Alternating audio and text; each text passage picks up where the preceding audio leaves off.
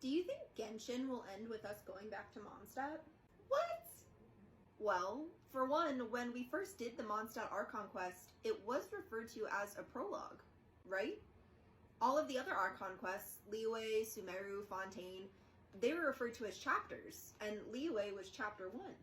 Since Mondstadt was referred to as a prologue, maybe that means our time there isn't done.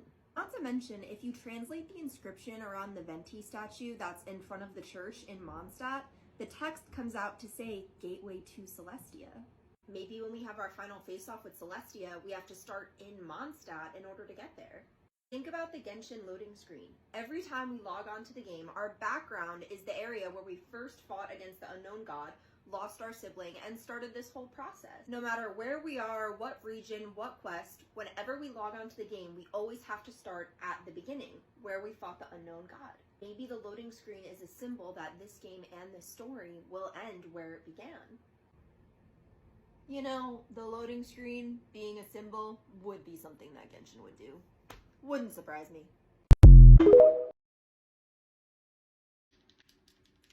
Do you think the Genshin Impact story has actually already ended? What? Think about it. Teyvat has gone through multiple samsara cycles. So far, we've been led to believe that this is the current cycle, but what if that's not the case? Whenever someone is talking to the main character, they always say traveler or use the person's username. No one has really called the main character by their actual name while we've been playing, except for the sibling. Maybe it's a subtle way of indicating that all of this information and everything that's being talked about isn't actually being directed toward the main character, but it's being directed toward us, the person that's playing the game. What if the fourth samsara loop, which we're led to believe is the current one, is actually one from the past, and we, the player, are in the current samsara cycle, and all of Genshin is just us going through the past cycle to learn from what's happened. The sibling went through the entire world before, figured out everything that was happened, and then was able to re-enter a samsara cycle at a different point. What if we're doing the same thing? What if right now we're just watching the past samsara cycle in order to prepare us for the current one? It would make sense why everyone in the game says that certain things are fated to happen and there's no changing it. Maybe it's because those things have already happened and we're just watching it.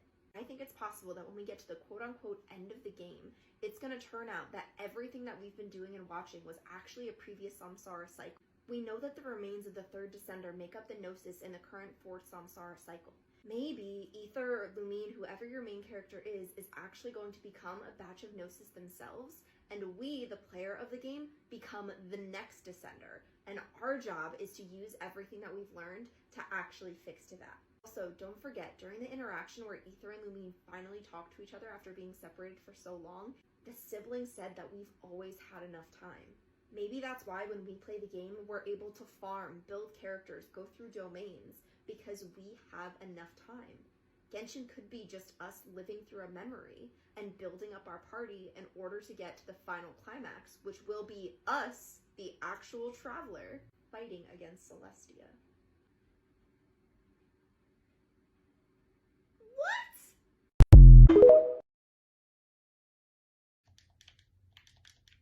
So, Nouvelette can tell the different flavors in water just by tasting it? Yep, he can. So, why doesn't the traveler bring him to the chasm?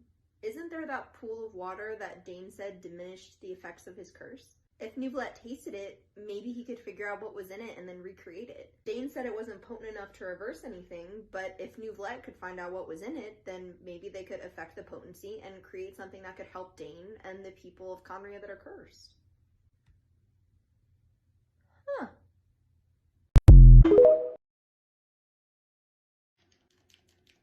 So, the Traveler is the only one that can use the teleport waypoints? Yeah. Everyone in Teyvat knows that they're there, but no one besides the Traveler and Paimon really know what they do or how to use them. I wonder if our sibling left them for us. What? Well, we know the waypoints were there before we arrived, and our sibling went through the world before we did, right? Maybe they went through the world and knew that we would have to do the same. They left them for us so that we could get through the world faster than they did, and maybe come to whatever conclusion they did quicker and join their side. Huh. I mean, ooh, or and use the teleport waypoints because we don't have wings anymore. I mean, when we first arrived here, we did have wings that were taken away from us after that fight with the primordial one. And now the only wings we have are the gliders that we got from Mondstadt. Maybe a side effect of us having our wings but not having our wings is that we can use the teleport waypoints. And maybe Paimon can use the teleport waypoints with us because she still has her wings. This could even tie into the whole theory of Paimon being the primordial one. Maybe she was the one that took our wings when we arrived, and that's why she can fly. Bro, I literally just used them so I can get from Liyue to Sumeru without crying.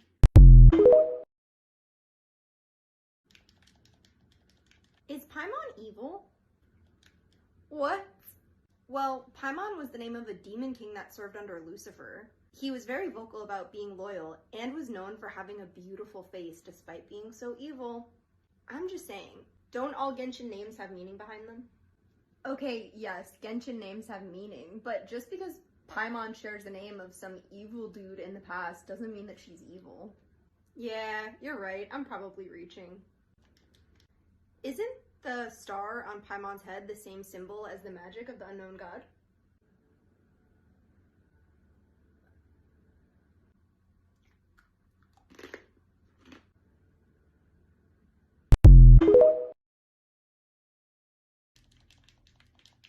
So, what are Primo Gems? Shiny rocks that we never have enough of, used to buy wishes, resin, and a lot of other stuff we can't afford. No, like the actual definition. Okay, they are primordial crystalline gems beyond this mundane world that shine with the hopes and dreams of universes that once were. Oh, like Conria. What? No! It's technically a universe that once was, isn't it? No.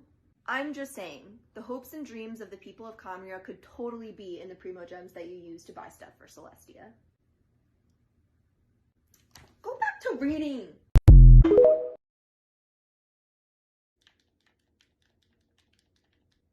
Do you think Venti gave La Signora a fake gnosis? What?